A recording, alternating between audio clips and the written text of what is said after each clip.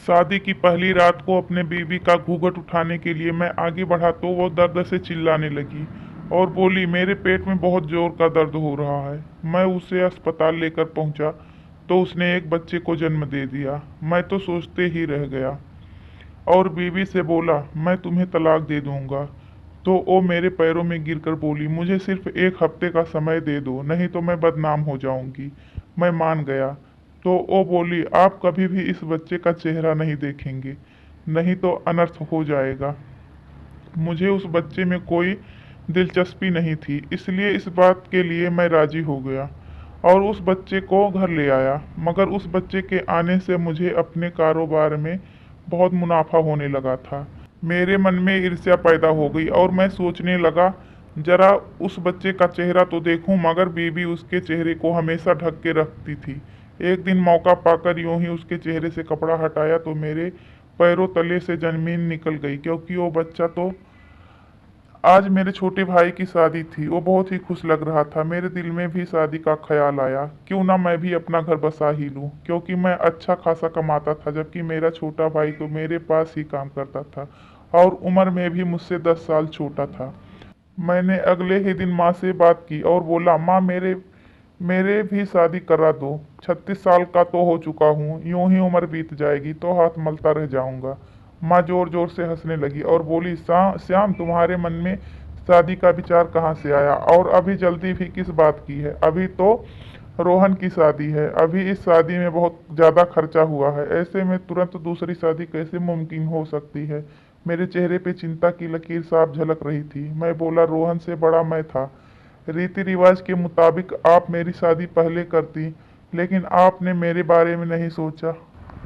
अब मैं अपनी फिक्र ना करूं तो क्या पड़ोसी मेरी फिक्र करेंगे? माँ के चेहरे पे हर वक्त मुस्कुराहट सी ही झलकती रहती थी।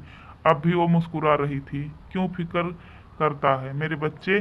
तुम देखना, मैं तुम्हारे लिए बहुत जल्द कोई अच्छी सी लड़की ढूंढ निकालूंगी। रोहन की शादी तो मैंने इसलिए की है क्योंकि वो ठीक से कोई काम धंधा तो करता नहीं है। बीबी आएगी तो सिर पे जिम्मेदारियां होंगी। मैंने सिर हिला दिया तो माँ उठकर मेरे लिए एक गिलास पानी और 2 गोलियां लेकर आई थी। वो बोली, एक खा लो। मैंने चेहरा बिगाड़ते हुए कहा, माँ, आप हर रोज मुझे ये कड़वी गोलियां क्यों खिलाती हो? तो माँ बोली, श्याम, तुम तो ये गोलियां बचपन से खा रहे हो ना, क्योंकि तुम्हें गुर्दे की तकलीफ है ना। डॉक्टर ने कहा है कि जरा सी लापरवाही से बना बनाया इलाज बिगड़ जाएगा। फिर सोचो तो तुम्हारी शादी कैसे करूंगी? मैंने हंसकर वो दवाई खाई और अपने काम पर आ गया था। रोहन की बीवी बहुत अच्छी लड़की थी, मेरी बहुत ही इज्जत करती थी। मुझे भैया भैया कहते नहीं थकती थी। जब रोहन बाहर से आता तो वो गुलाब की तरह खिल जाती थी। मेरा भी दिल चाहता था कि मेरी भी बीवी हो, मेरे लिए अलग अलग तरह का खाना बनाए, मेरे घर आते ही खुश हो जाए। लेकिन माँ इस तरह से मेरे शादी की बात टाल रही थी कि मैं अभी 10 साल का ही हुआ हूँ। मुझे तो ऐसा लग रहा था कि माँ मेरी शादी इसलिए नहीं कर रही है क्योंकि मैं बिजनेस में जो मुनाफा कमाता था वो पूरा माँ के हाथ में ही ला के देता था। उनको ये डर होगा कि शादी होने के बाद तो मेरा बेटा बदल जाएगा। मैंने माँ से कई बार शादी के बारे में कहा तो वो आखिर मजबूर हो गई और मेरे लिए लड़की ढूंढने लगी थी। बहुत लड़कियां देखने के बाद माँ को पायल नाम की लड़की पसंद आ गई थी। माँ ने मुझे उसकी तस्वीर दिखाई तो मैंने खुशी से उछल ही पड़ा था। वो इतनी हसीन थी कि कोई जवाब ही नहीं। मैंने माँ को हाँ कह दी तो मेरे शादी की तैयारी भी शुरू हो चुकी थी। सोच सोच कर ही दिल खुश हो जाता था कि पायल मेरी बीवी बनकर इस घर में चले फिरेगी, मेरा ख्याल रखेगी। शादी का दिन आया तो मेरे खुशी का ठिकाना नहीं रहा था। रोहन मुझसे कहता था, भैया, अपनी आज़ादी को इस तरह कुर्बान मत करो, बीवियां आज़ादी कैद कर लेती हैं। दूर बैठी रोहन की बीवी उसे घूर कर देखती तो वो मजाक में हंस देता था। हम बारात लेकर पहुंचे तो दुल्हन बनके सजी पायल को मेरे साथ बिठा दिया गया। वो बहुत ही खूबसूरत लग रही थी। शादी की रस्म पूरी हो गई और फिर दुल्हन की विदाई का समय हो गया और हम घर वापस आ गए। मुझे मेरे चचेरे भाइयों ने घेर लिया। रात होने लगी थी मगर उन्होंने मुझे दुल्हन के कमरे के अंदर जाने की इजाज़त ही नहीं दी। रात को 10 बजे माँ ने सभी को घर भेज दिया और मुझे भी मेरे कमरे में भेज दिया था। मैं कमरे में गया तो पायल सुहागन के पल्लू में मेरे इंतजार कर रही थी। मैं उसके पास गया तो वो रोते हुए बोली, पिछ पिछले 2 घंटों से मेरे पेट में बहुत जोर का दर्द हो रहा है। अब दर्द बर्दाश्त नहीं हो रहा। आप भगवान के लिए मुझे अस्पताल लेकर चलिए। मुझे पायल की बड़ी दया आ गई। मैं उसे संभालते हुए बाहर लेकर आया। अस्पताल में लेकर गया तो डॉक्टर ने इमरजेंसी में डिलीवरी वार्ड में दाखिल कर दिया था। ये देखकर मैं हैरान हो गया कि ये सब क्या हो रहा है। लगभग 4 घंटे मैं यूं ही बैठा रहा था। तभी नर्स आकर बोली, मुबारक हो, आपके घर बेटा आया है। ये बात मेरे लिए बर्दाश्त के बाहर थी। ऐसे कैसे हो सकता है, इतना बड़ा धोखा। वो नर्स मेरे तरफ देखकर बोली, आपकी बेबी आपसे मिलना चाहती है। मैं नर्स के पीछे पीछे चल पड़ा था। बेड पे पायल आराम से लेटी हुई थी। मेरा दिल कर रहा था कि थप्पड़ मार मार कर इसकी जान ही निकाल दूं। मैं बोला, पायल, किसका गुनाह लेकर तुम मेरे घर आ गई हो? तुम्हें जरा सी शर्म नहीं आई इतना बड़ा धोखा देते हुए? हाँ, लेकिन तुम बेफिक्र रही। मैं जानता हूँ कि तुम जैसे धोखेबाजों से कैसे निपटा जाता है। मैं तुम्हें अभी तलाक दे के आज़ाद कर देता हूँ। मेरी ये बात सुनकर पायल के दिमाग में बिजली सी दौड़ गई थी। वो उठ के मेरे पास आई और मेरे कदमों में बैठकर रोने लगी और बोली, मुझे इस तरह से अपनी ज़िंदगी से बेदखल मत कीजिए। मैं जानती हूँ मुझसे बहुत बड़ा गुनाह हुआ है, लेकिन आप मुझे इस तरह धुतकार देंगे तो मैं कहाँ जाऊँगी? आप मुझे सिर्फ 1 हफ्ते का समय दे दीजिए, तब तक मैं अपने ठिकाने का इंतजाम कर लूँगी। श्याम, अगर आज आपने मेरी इज्जत बचा ली तो कयामत के दिन भगवान आपकी मदद करेगा। पायल के इन शब्दों से मुझे हिलाकर रख दिया था। हम अपने रोज की जिंदगी में कितना ही गुनाह करते हैं, लेकिन भगवान उस पे पर्दा करके हमें बदनामी से बचा लेता है। तो मैं कौन होता हूँ अपने बीवी को यूं सरेआम बदनाम करने वाला? मैं बोला, ठीक है पायल, 1 हफ्ते का वक्त है तुम्हारे पास। पायल रोते हुए हंस दी थी, फिर बोली, श्याम, आप कभी भूल कर भी बेटी की शक्ल मत देख लेना, नहीं तो गजब हो जाएगा। अब भला मुझे बीवी के बच्चे से क्या मतलब है जो मैं उसकी शक्ल देखते रहता। इसलिए मैंने पायल से वादा कर लिया। तो वो बिल्कुल बेफिक्र हो गई थी। अब वो सबसे ज़्यादा डर मुझे अपने घर वालों के सवालों का था कि भला उनसे क्या कहूँगा। शादी के पहले रात ही मेरे घर बच्चा कैसे पैदा हो गया। पायल शायद मेरी डूबी हुई शक्ल देखकर वो समझ चुकी थी, इसलिए वो बोली, श्याम, आप घर वालों की बिल्कुल भी परवाह मत कीजिए, उन सबको मैं संभाल लूंगी। पायल की डिलीवरी नॉर्मल हुई थी, इसलिए डॉक्टर ने उसे डिस्चार्ज दे दिया था। हम दोनों सुबह जब घर पहुंचे तो लिविंग रूम में मेहमानों से भरा हुआ था। सब हमें देखकर चौंक गए थे, जबकि फिक्र से मेरा हाल बुरा हो चुका था। माँ जल्दी से आगे बढ़ी और बोली, क्या बात है श्याम, तुम लोग कहाँ गायब हो गए थे? पायल आगे बढ़ी और बोली, माँ जी, रात को अचानक मेरा पानी पूरी खाने का मन हो रहा था। मैंने श्याम से जिद की तो वो मुझे अपने साथ ले गई। फिर हम गार्डन चले गए तो गार्डन के पीछे पिछले हिस्से में हमें नवजात शिशु की आवाज़ आने लगी। हमने जल्दी से आगे बढ़कर देखा तो ये नन्हा सा बच्चा चादर में लिपटा हुआ जोर जोर से रो रहा था। मैं इस अपने साथ ले आई हूँ। लिविंग रूम में मौजूद सब लोगों को मानो जैसे सांप सूंघ गया था। माँ आगे बढ़ी और उन्होंने पायल के हाथ से बच्चे को ले लिया और बोली, श्याम, तुम जानते हो ना, यूं मिलने वाले बच्चे गुमनाम बाप की निशानी होते हैं। तुम इस बच्चे को अपना नाम, अपनी मोहब्बत तो दे सकोगे ना? मैंने नाम में सिर हिला दिया और बोला, मैं कुछ नहीं जानता, ये आपकी बहू का कारनामा है। इतना कहकर मैं अंदर चला गया था। शादी के बाद वाला फंक्शन हमने कैंसिल कर दिया था और खाना अनाथ आश्रम में भेज दिया था। सब मेहमान अपने अपने घर लौट गए थे और मैंने भी वापस काम पर जाना शुरू कर दिया था। मैंने क्या सोचा था और क्या हुआ था मेरे साथ? बीवी हर वक्त अपने बच्चे में ही उलझी रहती थी और यूं अपने बेटे का चेहरा छुपाती थी जैसे कोई और ही हो। मैं परेशान सा रहने लगा था, जबकि रोहन और उसकी बीवी अपनी जिंदगी में बहुत खुश थे। रोहन की बीवी पेट से थी। पायल ने अपने बेटे का नाम राहुल रखा था। माँ भी राहुल के साथ घुल मिल गई थी। वो अक्सर मुझे समझाया करती थी, श्याम, अगर दिल बड़ा करके इस बच्चे को घर ले आए हो तो इससे यूं ही दूरी मत बना के रखो। नेकी करने के बाद उसे दरिया में मत डालो। मैं माँ की बातों को एक कान से सुनकर दूसरे कान से निकाल दिया करता था। मैं कपड़े की एक बहुत बड़ी फैक्ट्री चला रहा था। रोहन को भी मैंने उसी फैक्ट्री में काम पे रखा था और कुछ महीनों से मेरा काम इतना अच्छा नहीं चल रहा था, मगर अब तो जैसे काम से फुर्सत ही नहीं मिल रही है। मुझे लगने लगा था शायद ये सब उस बच्चे के आने की वजह से हुआ है। पायल का ये बच्चा बहुत अच्छी किस्मत वाला है। मैं अब पायल को वापस जाने को भी नहीं कहता था कि कहीं फिर मुझे धंधे में नुकसान ना हो। मेरा दिल कहता था मैं पायल और उसके बच्चे को अपना लूं, मगर दिमाग इस बात के लिए राजी नहीं होता था। मैं इस किस्म की औरत के साथ हरगिज आगे की जिंदगी नहीं गुजार सकता था, जो शादी से पहले ही बच्चे को जन्म दे चुकी हो। मैं शाम को जब काम से घर लौटा तो पायल ने रो रो कर बुरा हाल करके रखा था। वो बोली, राहुल बहुत बीमार है, उसे डॉक्टर के पास लेकर जाना है। मैं उन दोनों को डॉक्टर के पास लेकर गया था। डॉक्टर ने दवा दी और घर वापस भेज दिया। बच्चा दवाई पी के सो गया था। मुझे भी नींद आ गई थी। ना जाने मैं कितनी देर यूं ही सोता रहा। फिर मेरी आंख राहुल के रोने से खुली थी। मैं उठ के बैठ गया तो पायल को इधर उधर तलाश करने लगा, मगर वो कमरे में नहीं थी। मैंने बच्चे को देखा तो वो अपने चेहरे से पड़े कपड़े की वजह से परेशान हो रहा था। वो उस कपड़े को अपने नन्हे नन्हे हाथों से हटाने की कोशिश कर रहा था, लेकिन वो उसमें कामयाब नहीं हो रहा था। पहले तो मैंने सोचा पायल को बुला लेता हूँ, मगर फिर ख्याल आया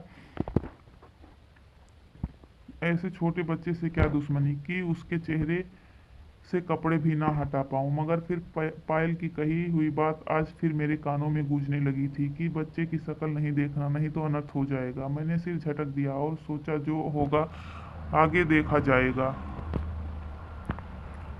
और मैंने हिम्मत करके बच्चे के चेहरे से कपड़ा हटा दिया था। ये देख के तो मेरे कदमों तले से जमीन ही निकल गई थी, क्योंकि वो तो हूबहू मेरे जैसा था। ऐसा लग रहा था जैसे राहुल मेरी ही फोटो कॉपी हो। इतने में कमरे का दरवाजा खुला और पायल अंदर आ गई थी। वो मुझे और राहुल को साथ बैठा देख कर हक्का बक्का रह गई थी। वो भागती हुई मेरे पास आई और बोली, आपने एक क्या कर दिया? मैं उसकी तरफ देखता ही रह गया और बोला, पायल मुझे ये बता, ये बच्चा किसका है?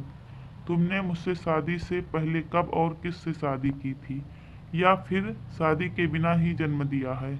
इसे मैं एक एक बात जानना चाहता हूँ। पायल बोली, श्याम आप सच बर्दाश्त नहीं कर पाएंगे। मैं दहाड़ कर बोला, जब मैं शादी से पहले ही रात को जन्म लेने वाले बच्चे को बर्दाश्त कर सकता हूँ तो यकीन मानो मैं कुछ भी बर्दाश्त कर सकता हूँ। पायल गहरी सोच में पड़ गई।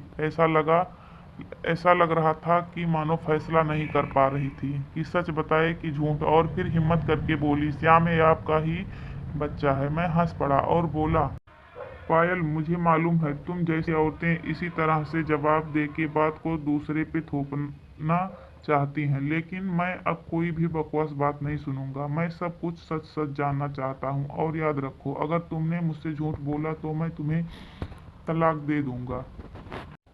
पायल रोने लगी और बोली, श्याम आप मुझ पे यकीन करें, ये सच में आपका ही बच्चा है। मुझे पायल अच्छी लगने लगी थी, इसलिए मैंने कभी उसके मर्जी के खिलाफ सवाल नहीं पूछा था, लेकिन आज मैंने ये सवाल पूछ ही लिया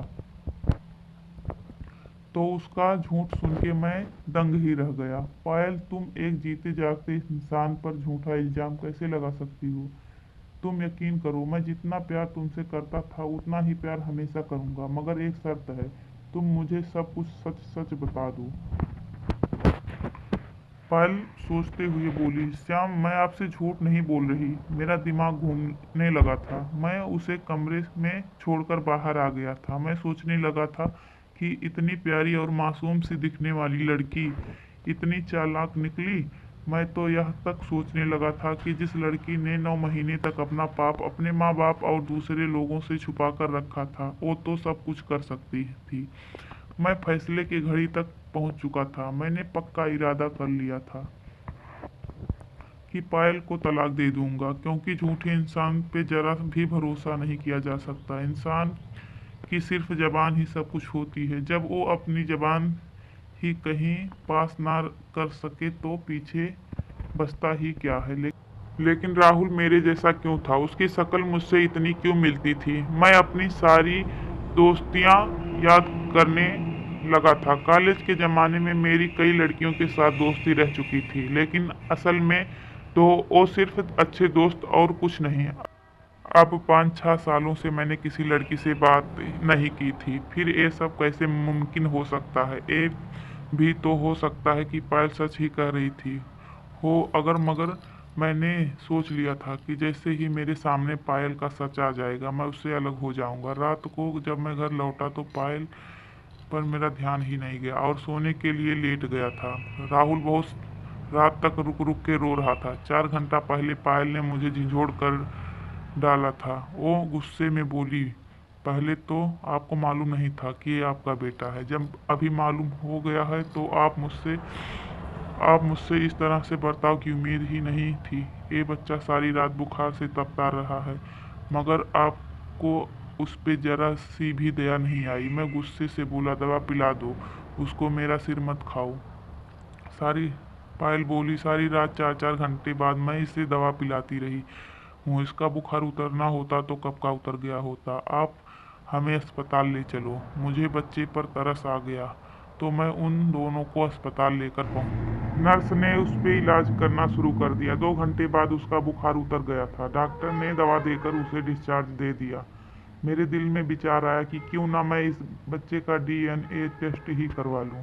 अगली बार जब पायल बोलेगी कि राहुल तुम्हारा बेटा है तो ये उसके मुंह पर मार दूंगा। तब तो उसे मजबूर होकर सच बताना ही पड़ेगा। मैंने पायल से छुपाकर उस बच्चे का डीएनए टेस्ट भी करवा लिया था। रिपोर्ट कल मिलने वाला था। हम घर पहुंच चुके थे। राहुल के बुखार का जोर अब टूट चुका था। वो सारा दिन आराम से खेल रहा था। मैं कल का बड़ी बेसब्री से इंतजार कर रहा था और आखिरकार इंतजार की घड़ियां खत्म हो गईं और नए दिन का सूरज निकल आया। सुबह 11 बजे मुझे लैब में से कॉल आ गई थी कि आप आकर टेस्ट की रिपोर्ट ले जाएं। मैं धड़कते दिल के साथ लैब में पहुंचा और रिपोर्ट पढ़ने के बाद सच में मैं अचरज में पड़ गया था। मेरा और राहुल का डीएनए मैच हो गया था। ये साबित हो चुका था कि वो मेरा ही बेटा था। दिमाग घूमने लगा था। मेरे सिर ने इस कदर दर्द होने लगा था कि मुझे जगह से उठना भी मुश्किल लग रहा था। जब जरा सा संभला तो घर के लिए निकल पड़ा ताकि पायल से पूरी हकीकत जान सकूं। मैं जब घर पहुंचा तो माँ और पायल साथ में बैठ के किसी के बारे में बात कर रही थी। मुझे देखकर चौंक गई। मैंने वो रिपोर्ट पायल के मुंह पर दे मारी थी। मैं बोला, इस रिपोर्ट से साबित हो चुका है कि राहुल मेरा बेटा है। अब तुम ही बताओ ये सब क्या कैसे? मैंने तुम्हें पहली बार शादी के दिन ही देखा था। उससे पहले मैं तुम्हें जानता तक नहीं था। फिर ये सब कैसे हुआ? माँ बोली, श्याम ये रिपोर्ट सच है, तुम ही इसके बाप हो। मैं माँ की तरफ हैरानी से देखने लगा और बोला, आप भी इसके साथ इसके झूठ में शामिल हैं? मेरे सिर में जोर से दर्द होने लगा था। मुझे चक्कर आने लगी थी और मैं चक्कर से नीचे गिर गया था। जब होश आया तो मैंने खुद को अस्पताल के बेड पर पाया था। मैं सोती जागती तकलीफ में था। जैसा लग रहा था कि मैं गाड़ी चला रहा हूँ। कोई तेज तर्रार ट्रक मेरी गाड़ी से टकराया था और फिर शोर ही शोर था। मुझे अस्पताल लाया गया था। फिर मैंने दोबारा आंखें बंद की तो मेरे सामने शर्मीली सी पायल खड़ी थी और कह रही थी, मुबारक हो, मैं पेट से हूँ, आप बाप बनने वाले हैं। मैंने झट से आंखें खोल दी थी। सामने पायल और माँ खड़ी थी। माँ मेरे बालों में उंगलियां फेरने लगी थी और बोली, बेटा आज से 1.5 साल पहले मैंने तुम्हारी शादी बड़ी धूमधाम से कर दी थी। तुम बहुत खुश थे क्योंकि पायल तुम्हारी पसंद थी। तुम दोनों एक दूसरे के साथ बहुत खुश थे और फिर पायल पेट से हो गई। तुम दिन रात बच्चे के आहत में बहुत खुश रहने लगे थे। हर तरफ खुशियाँ ही खुशियाँ थी। फिर एक दिन फैक्ट्री से वापस आ रहे थे, तभी तुम्हारा एक्सीडेंट हो गया था। तुम कोमा में चले गए थे। तुमने 9 महीने एक लाश की तरह गुजारे थे और फिर तुम भगवान की दुआ से ठीक होकर घर आ गए थे। लेकिन तुम्हारी याददाश्त खो चुकी थी। तुम पायल को भूल चुके थे। तुम जब घर वापस लौटे तब पायल को मारने पीटने लगे थे। तुम उसे अपने कमरे से भगा देते थे। उसके लिए ये मारपीट अच्छी नहीं थी क्योंकि वो पेट से थी। उसके बच्चे को नुकसान पहुंचने का खतरा था और फिर तुम्हारी तबीयत भी इस वजह से ठीक ना होती। इसलिए मैंने पायल को उसके मायके भेज दिया। तुम्हें हर रोज याददाश्त वाली और जख्म भरने वाली दवाइयाँ ये कहकर खिलाती थी कि तुम्हारे गुर्दों में तकलीफ है। हालांकि तुम तो बिल्कुल ठीक थे। भगवान की कृपा से तुम बिल्कुल ठीक हो गए। रोहन की शादी के बाद जब तुमने अपनी शादी की रट लगा दी तो समझ में नहीं आया कि मैं क्या करूं, इसलिए मैं तुम्हें टालती रही और फिर सोच विचार करके गिने चुने रिश्तेदारों को बुलाकर पायल को मैं दोबारा दुल्हन बना के लाई। ये सब कुछ हमने तुम्हें ठीक करने के लिए तुमसे छुपा के रखा था। मैं माँ की बातों को सुनकर अजीब हालत में हो चुका था और फिर पायल ने मुझे वो सारी फुटेज और वीडियो दिखा दी थी जिसमें हमारी शादी हुई थी। मैं कोमा में रहा था और सब कुछ भगवान की मेहरबानी थी जो मैं कोमा से बाहर निकल आया।